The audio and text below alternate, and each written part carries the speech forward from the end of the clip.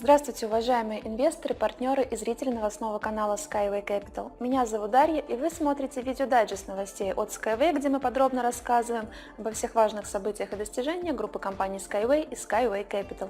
Какими же событиями нам запомнилась прошедшая неделя, узнаем прямо сейчас. Смотрите сегодня в выпуске. Компания-разработчик струнного транспорта ЗАО «Струнные технологии» разместила в открытом доступе результаты независимого финансового аудита своей работы за 2018 год. Журналисты Центрального телевидения Беларуси посетили экотехнопарк Skyway и провели съемку сюжета для одной из познавательных программ Белтелерадиокомпании. 20 июля экотехнопарк Skyway посетил известный американский актер Стивен Сигал со своей супругой.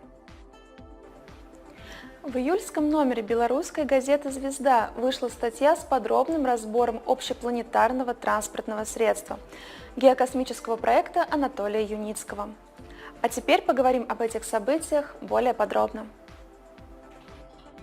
Компания-разработчик струнного транспорта ЗАО «Струнные технологии» каждый год размещает в открытом доступе результаты независимого финансового аудита своей работы.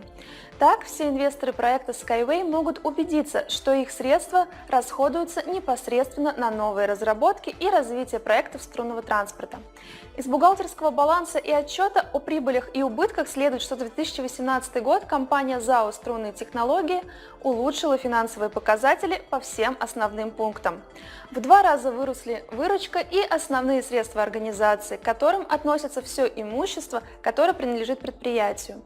При этом 90% активов компании профинансированы за счет собственных средств и только 10% за счет заемных, что также является показателем финансовой устойчивости.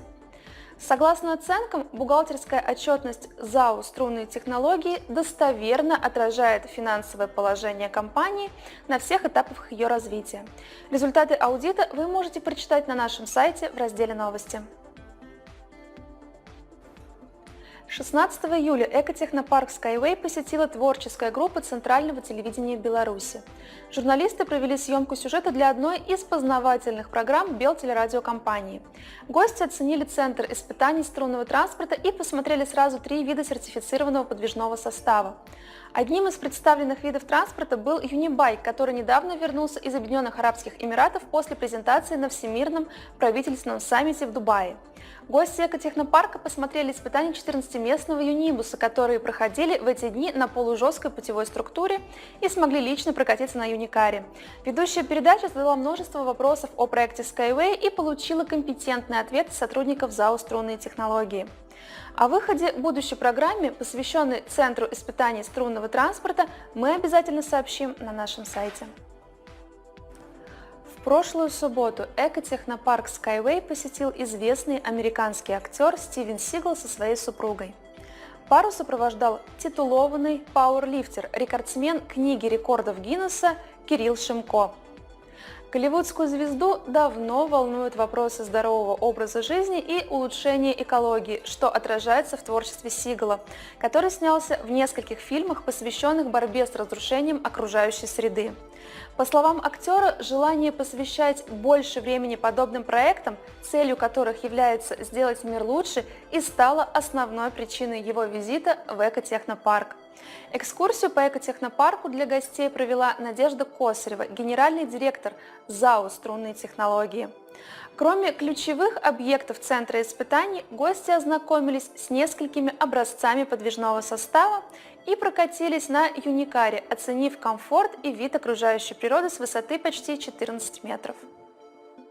В июльском номере белорусской газеты «Звезда» вышла большая статья, посвященная проблемам индустриализации ближнего космоса.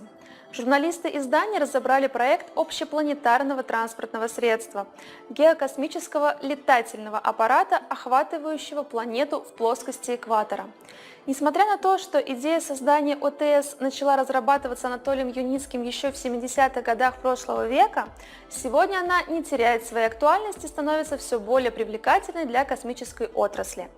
Как отмечает автор статьи, вынос промышленности за пределы Земли радикально улучшит нашу общую среду обитания, биосферу Земли, особенно в индустриальных регионах без каких-либо ограничений роста производства.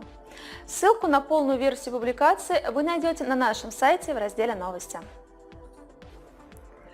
Это были все главные новости на этой неделе. Мы будем и дальше следить за развитием ключевых событий и делиться ими с вами.